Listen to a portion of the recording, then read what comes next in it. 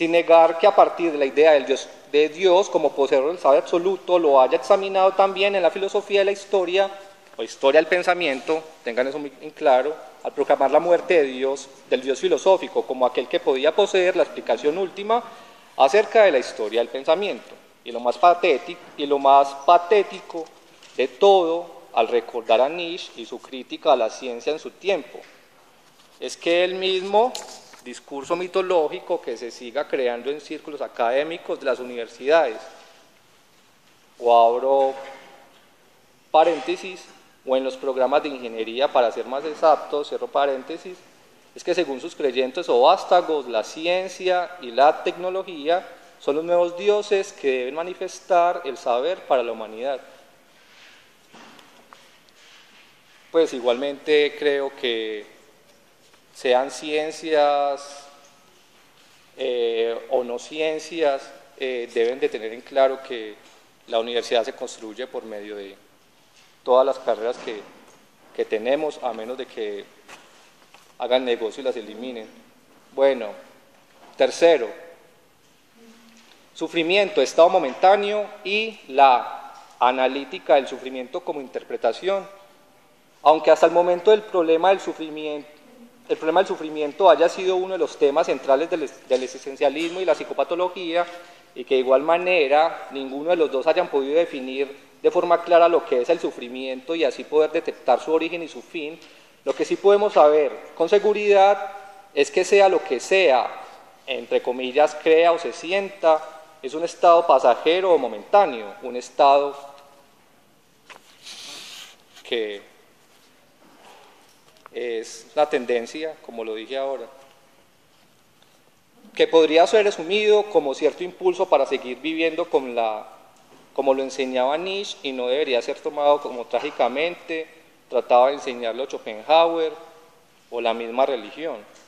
Creo que gracias a las corrientes existencialistas hemos aprendido que es difícil definir y mucho menos conocer como tal lo que es sufrimiento cuando se quiere concebir como un estado patológico y no natural del ser humano. Patológicamente se ha dado y se seguirán creando por medio de la ficción características para señalar a cualquier individuo de padecer X o Y valoración patológica que se busque crear en el paciente. Es así como se ha interpretado y se seguirá interpretando por medio del discurso cualquier enunciado, entre comillas, porque no creo en esa política del enunciado. Me adhiero más a Deleuze, de que si pensamos, hablamos de conceptos, ¿sí?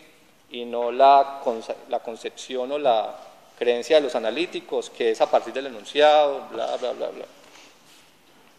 Que busque disponer al individuo a algo que nunca en la vida se hubiese imaginado jamás ser, y todo porque quien construye el lenguaje psicopatológico es el médico, por medio de teorías que tratan de señalar lo que se cree que padece el paciente.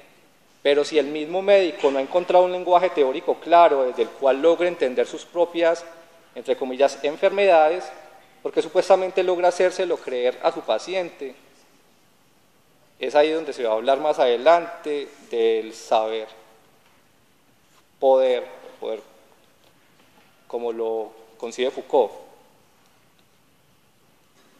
Entonces, porque supuestamente logra hacérselo a creer a sus pacientes, pues fácilmente respondería Michel Foucault a dicha pregunta, que es el médico quien tiene el poder sobre el discurso, porque a partir de su profesión se hace dueño del saber, mientras que el paciente desconoce cualquier presunción retórica que el doctor busque hacerlo creer y así disponerlo a su creación discursiva.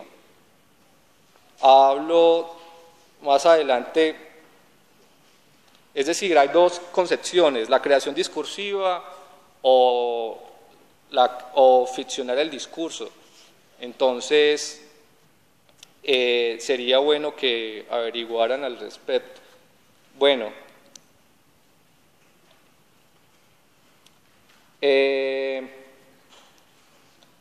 repito, pues fácilmente respondería Michel Foucault a dicha pregunta, que es el médico quien tiene el poder sobre el discurso, porque a partir de su profesión se hace dueño del saber, mientras que es el paciente el que desconoce cualquier presunción retórica que el doctor busque hacerle creer y así disponerlo a su creación discursiva.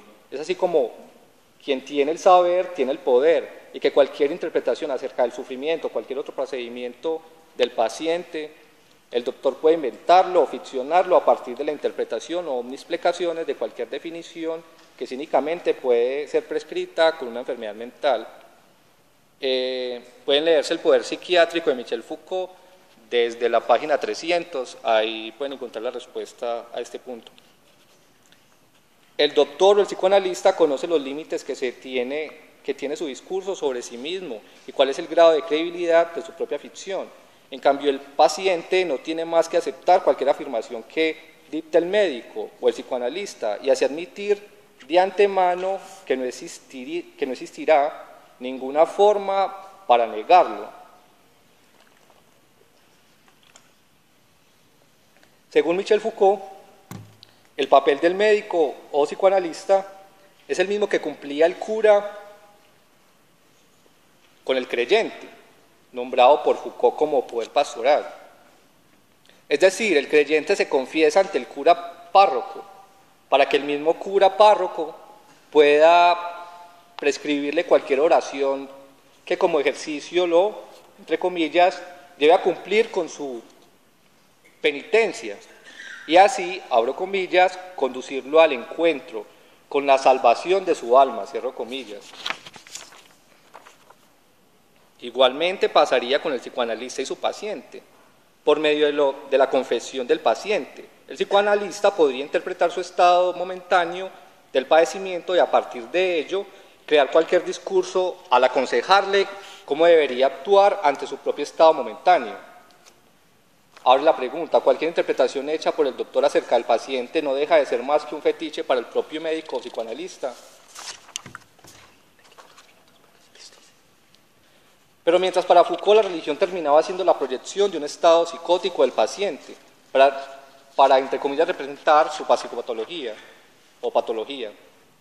Para Nietzsche era la pérdida de poder y de todo dominio que tenía el creyente sobre sí mismo, o en otras palabras, como la facultad que hallaba en el creyente para gobernar sus propias decisiones y hacerse responsable de las mismas. Es así como para Nietzsche, a partir de la religión, el creyente renunciaba a la capacidad de gobernarse a sí mismo, aunque no cese la búsqueda del gobierno de los otros hacia sí mismo.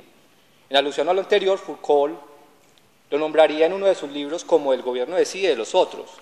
Quinto, doble empírico trascendental. Son 7, faltan 2 y ya.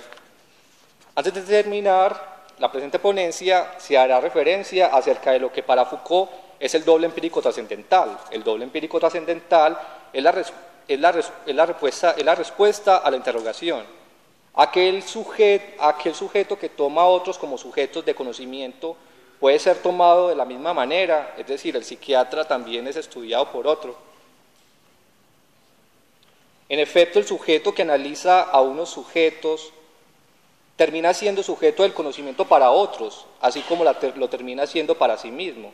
Es así como el mismo sujeto que analiza y es analizado cumple la misma condición de infinitud para ser conocido, es decir, que si el conocimiento acerca del otro es una tarea infinita, el conocimiento acerca de sí mismo también lo es. Y como no podrá el paciente o el psicoanalista conocerse a sí mismo, siendo un mortal, así no lo sea, entre comillas, tampoco hallará el conocimiento acerca de sí mismo. Sócrates afirmó, abro comillas, conócete a ti mismo, cierro comillas, pero Sócrates nunca definió los límites de su propia afirmación, es decir, no dijo hasta dónde o cuándo, entre otras nimiedades o inutilidades que había dicho.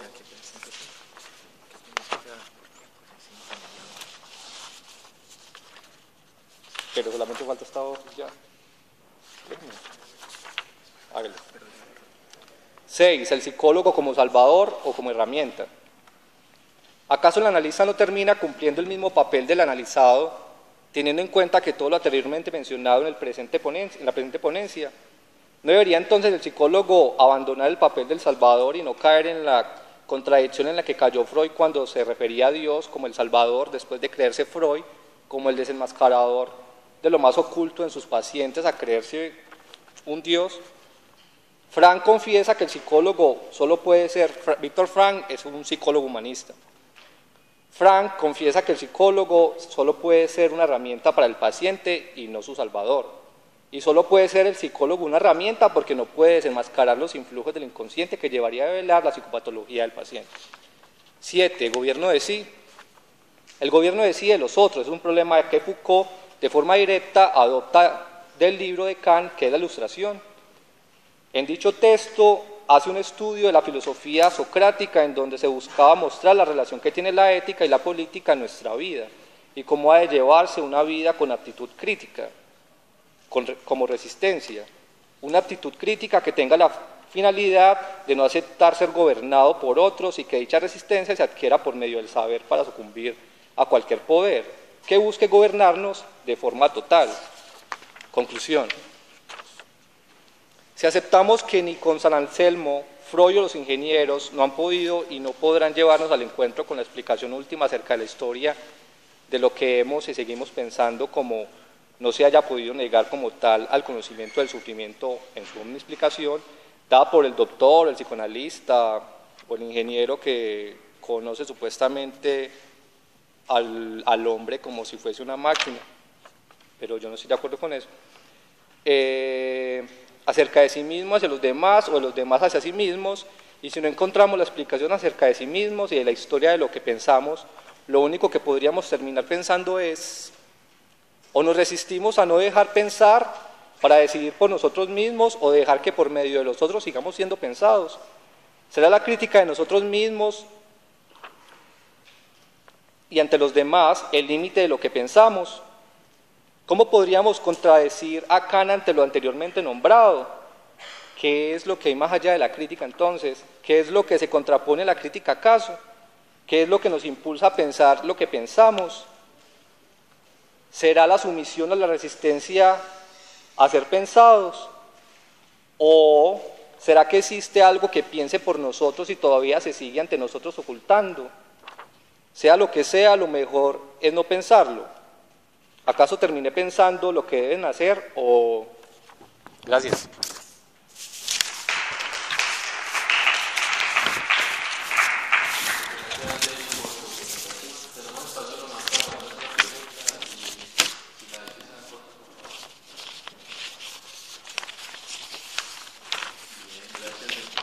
Gracias.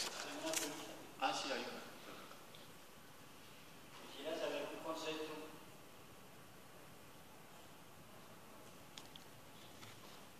Él está dentro del contexto, está metiendo a Dios y al creyente, a la fe. Porque Está hablando de una fe ante Dios y se dice si fue el individuo el que creó a Dios. sí.